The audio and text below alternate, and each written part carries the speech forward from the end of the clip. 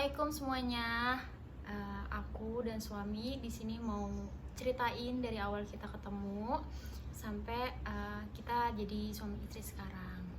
Di sini aku bikin video ini karena banyak banget permintaan di TikTok untuk ceritain kisah kita dari awal. Sebenarnya sih udah sempet aku ceritain di TikTok aku, tapi nggak bisa secara detail karena kan durasi TikTok kan sedikit ya gitu, jadi biar nggak spam juga di TikTok, jadi aku dipersingkat karena ada yang minta, Kak video fullnya dong, Kak bikin YouTube dong gitu. Nah di sini aku bikinin video lengkapnya. Di sini aku mau ceritain dari awal sampai akhir. Sebelumnya di sini kan ada dua versi cerita, dari aku dan dari suami. Sekarang ceritanya dari versi aku dulu ya. Jadi awalnya itu aku punya pacar selama 2 tahun. Nah 2 tahun ini, di tahun 2019 awal-awal atau pertengahan, hati aku kayak pengen enak, aku ngiri gitu kalau ada orang cewek pakai bajunya tuh tertutup, baju panjang, syar'i gitu. Aku kayak pengen deh gitu. Terus aku iseng-iseng nanya sama pacar aku pada saat itu, kalau aku pakai baju kayak gini kamu malu nggak jalan sama aku gitu. Terus dia jawab, nggak malu, tapi paling kita jalannya jauhan aja, kata dia gitu. Terus dalam hati aku, oke, mungkin positifnya mungkin dia mau menjaga aku karena udah berpakaian aku kayak gitu. Udah tuh akhirnya aku coba jalan sama dia pakai baju yang kayak yang long dress biasa, tapi kerudungnya tetap kayak kerudungnya tuh diginiin gitu loh, gitu, dress biasa terus kerudungnya diginiin. Aku jalan ke mall, terus tiba-tiba pas aku jalan, terus dia ngomong kayak gini, kamu kayak anak madrasah ya gitu. Aku disitu kayak wow gitu loh, padahal aku pengen butuh support seseorang gitu loh, teman deket aku atau pacar aku sendirilah pengen dapat supportnya, tapi dia malah kayak gitu. Ya udah aku masih it's okay aja, aku masih it's okay. Terus ya udah tuh aku terus kayak belum bisa berubah, masih ikutin mau dia yang pacaran gitu-gitu, bajunya belum bisa berubah. Tapi sering berjalannya waktu, aku sering nonton kayak video-video di Instagram, kan suka lewat tuh video-video kayak ceramah, kajian gitu-gitu, aku dengerin dari situ. Terus alhamdulillah di bulan Februari itu aku pergi umroh. Nah di sana itu aku kayak minta apapun, ya biasalah kalau misalnya kita bisa datang ke tanah suci pasti kita minta apapun yang kita inginkan dari dulu gitu kan. Akhirnya aku minta banyak, tapi di dalam permintaan aku itu nggak ada aku sebut nama pacar aku. Di situ aku cuma minta salah satu doanya itu, ya Allah pertemukanlah jodoh yang bisa bimbing aku di dunia dan akhirat. Dan kalau memang jodohku sudah dekat, tolong dekatkan dan disegerakan di tahun depan. Aku 2020 tuh aku ngomong sih kayak gitu. Itu tanggal 21 apa 22 Februari. Udah kayak gitu aku melaksanakan umroh, terus pulang. Pas pulang, udah pulang, beberapa hari kemudian aku ngeliat lagi lewat di Instagram kayak cerita, lu kalau mau berubah tapi nggak jadi berubah karena manusia itu sama aja lu kayak bego banget lah, bodoh banget gitulah. Lu mau berubah tapi karena manusia lu nggak jadi berubah. Nah di situ aku kayak ketampar banget, nangis tuh, aku nangis. Akhirnya detik itu juga aku mutusin pacar aku dengan ngomong apa ya, aku jelasin aku nggak mau pacaran lagi, aku udah capek sama pacaran, nggak ada manfaatnya juga. Walaupun memang kita udah ngomong apa ya, untuk kedepannya tuh kita mau kayak gimana tuh udah ngomongin, cuman ya tetap aja kan yang namanya pacaran, mau kita ada planning ke depan sebagus apapun pasti tetap aja nggak bagus. Yaudah tuh aku ngomong, aku mau kayak gini, kamu belum bisa support aku dengan aku berubah, jadi lebih baik aku sendiri dengan perubahan aku. Kalau emang kamu jodoh aku, kamu bakal balik. Terus kalau misalnya emang kamu mau aku sekarang, kamu langsung aja minta ke kedua orang tua aku. Yaudah tuh di situ, tapi dia tetap tuh nggak mau putus. Tapi aku tetap kayak ya udah, aku kekeh sama pendirian aku harus putus sama dia. Ya udah kesini ke depannya dia tetap ngechat aku, terus aku tetap pahitin, bener-bener aku pahitin sampai dia tuh kamu kok gini banget sih sama aku, aku salah apa, bla bla bla, karena aku nggak mau mengasih harapan ke dia gitu. Nah beberapa sebulan atau beberapa minggu kemudian ada lagi orang nih masuk di kehidupan aku setelah aku putus itu. Masuk ke depan aku, dia orang lama juga di situ, tapi aku tahu nih dia lagi mau deketin aku. Terus aku tutup poin di situ, lu mau ngapain datang lagi ke kehidupan gua gitu kan. Kalau misalnya emang lu mau serius, lu datang ke orang tua gua. Kalau nggak serius, udah stop, gak usah mulai lagi untuk masuk gitu. Akhirnya dia ada niat serius, tapi ada penghalangnya. Dia orang tuanya belum merestui, belum meridoi. Akhirnya oh ya udah, berarti mungkin bukan itu. Tapi gue tetap minta sama lo, tolong kalau misalnya emang ada, tolong perlancar gitu. Udah ada 2 orang nih, mantan aku sama yang si baru itu. Nah yang ketiga ada datang lagi. Kan aku kan pas itu posisinya di bulan Maret itu, aku posisinya lagi Maret 2020, posisinya aku lagi skripsian. Nah skripsian itu aku kebetulan itu metode penelitiannya kualitatif, penelitian baru gitu. Jadi aku kerjasama sama anak fakultas sains dan teknologi. Jadi aku menghitung harga pokok produksi barang yang dia buat gitu loh, sampai layak untuk dijual. Jadi aku kerjasama sama si cowok ini, orang cowok.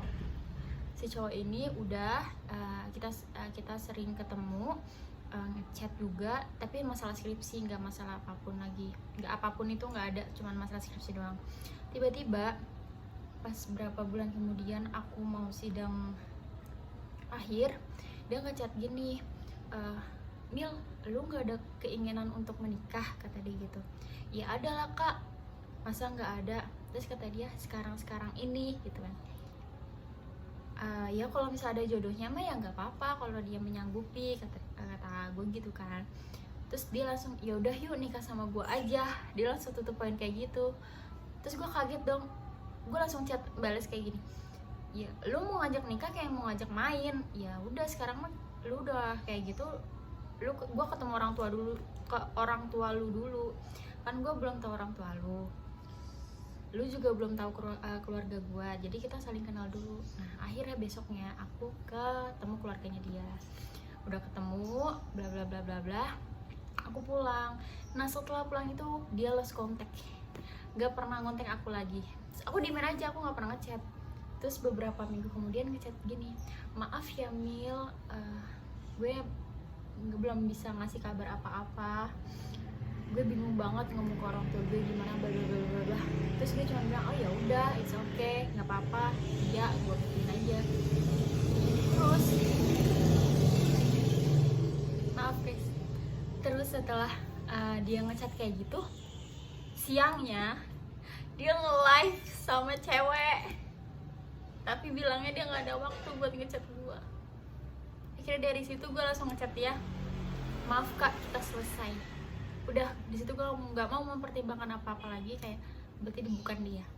Udah nih, udah tuh gue langsung lost contact sama si cowok ketiga ini. Berarti kan ada 3 tuh. Seminggu kemudian gue ketemu dia. Nah asal mulanya dia itu siapa sih gitu, kok bisa kenal. Jadi aku punya tante itu, tante aku itu dulu 2012 kuliah, terus punya teman dekat. Nah salah satunya teman dekatnya itu dia. Nah kebetulan kan tante aku ini udah punya suami sekarang, alhamdulillah. Nah suaminya itu satu kelas dulu sama tante aku juga, jadi teman dia juga. Iya, jadi satu geng gitu ceritanya. Nah dia ini sering belajar kelompok belajar kelompok di rumah tante aku dulu pas saat itu. Nah aku posisinya di situ, aku masih SMA. Terus pas datang kayak oh banyak nih teman-teman tante aku, oh namanya ini dikenalin tuh. Ya udah setelah itu kita cuma tahu nama, kita nggak pernah follow-followan Instagram, nggak pernah ngechat, nggak pernah ketemu, punya kontaknya pun nggak sama sekali.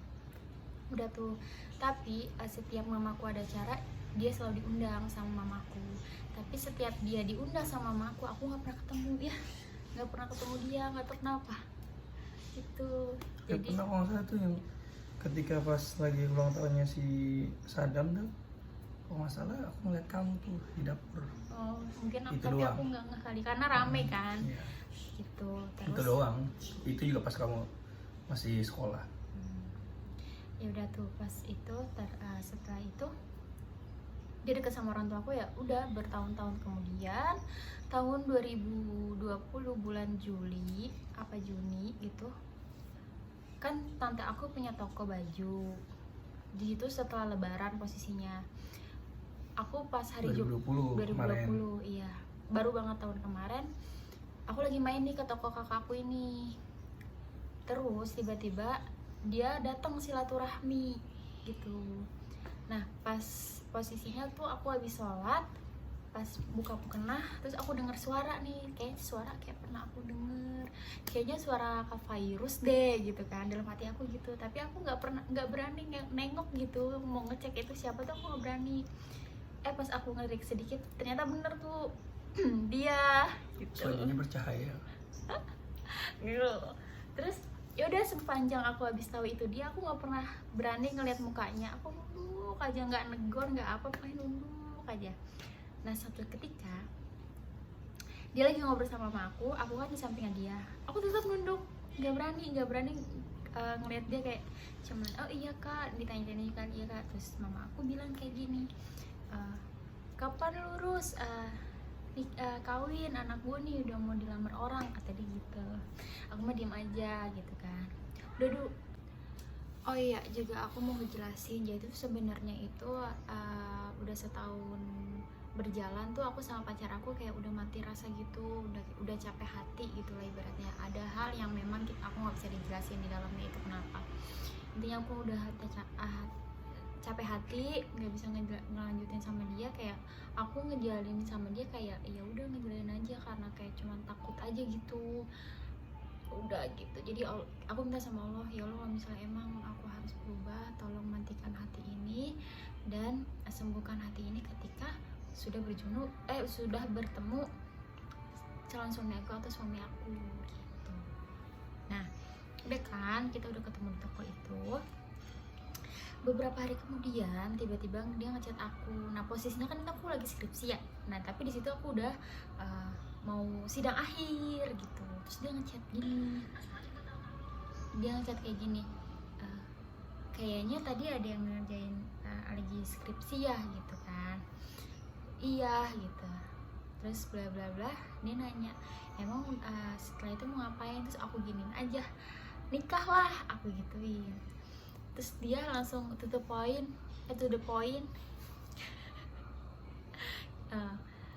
ya udah, insya Allah dengan atas izin Allah gitu, kakak mau khitbah minta, kata dia gitu, bla bla bla dan segala macam. Terus aku kayak kaget, hah beneran nih? Soalnya kan aku kayak takut gitu kan, karena 3 yang lalu tuh kayak cuma ngomong doang, cuma nggak membuktikan itu semua. Ya udah tuh aku langsung kayak gini, hahaha, ya udah kan kakak udah ngomong nih sama Mita, sekarang kakak tinggal ketemu dia langsung sama orang tua Mita gitu, nggak usah banyak ngomong lagi gitu. Ya udah tuh, udah setelah itu ternyata besokannya dia bener datang di situ, masih sendiri, dia masih sendiri ya? Iya sendirian, dia datangnya sendirian, tapi dia di situ baru menghadap sama mamaku aja, karena kan itu jatuhnya hari biasa, papaku kerja. Ya udah tuh dia langsung menghadap sama mamaku, aku tuh langsung kayak mode diam, tau gak sih mode diam Cekut aja. Kayak wah beneran. Terus tapi gue yang takut, kayak iya loh, ih beneran nih gue mau nikah gitu, beneran nih ada yang ngelamar gitu. Nah kebetulan suami aku ini alhamdulillah itu dia punya majelis taklim gitu yang mimpin. Nah setelah itu kayak aku belum bisa jawab menerima atau enggak. Setelah itu aku langsung dibawa dulu ke rumah orang tuanya dia dulu, biar orang tuanya dia ngeliat aku juga ya setuju apa enggak. Nah pas di sana Orang tuanya alhamdulillah welcome, baik banget. Malah orang tuanya langsung nanya mau kapan, mau tanggal berapa ya, langsung nanya ya. Ya udah tuh langsung menentukan lamaran. Ya udah setelah lamaran, menentuin lamaran di tanggal 26 Agustus, menikahnya tanggal 20 Februari. Kenapa sih kok jaraknya jauh banget, Kak? Iya, karena kondisi pada tahun 2020 kan itu sangat kacau ya. Kita nggak mau menanggung resikonya. Dan tadinya kita memang pengen ini kan, pengen akad doang. Iya. Ternyata pas dari kebijakan kantor papa nggak boleh kan, ada acara-acara kan. Jadinya kita takut ya gimana jadinya. Iya, jadi sebelumnya itu kan papaku WNA. Jadi pas sebelumnya aku pengen akad dulu nih, tapi karena papa aku berhubung WNA, tanggung jawabnya masih tanggung jawab kantornya. Kalau kenapa-napa otomatis papaku lah yang kena konsekuensinya, tanggung jawabnya gitu loh. Jadi kita nggak berani untuk mengadakan acara pada setahun itu. Ya udah kita sambil mempersiapkan semuanya, di bulan Februari deh acaranya gitu. Kayak gitu cerita dari aku. Sekarang cerita dari kamu. Tapi balik lagi dulu sebentar.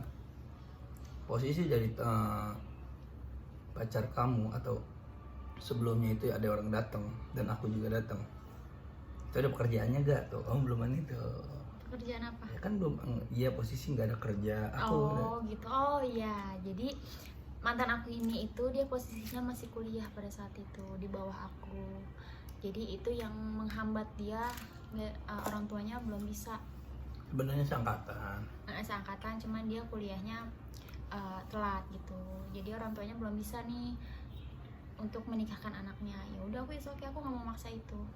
Nah yang orang kedua ini dia dia salah satu kru majelis lah gitu.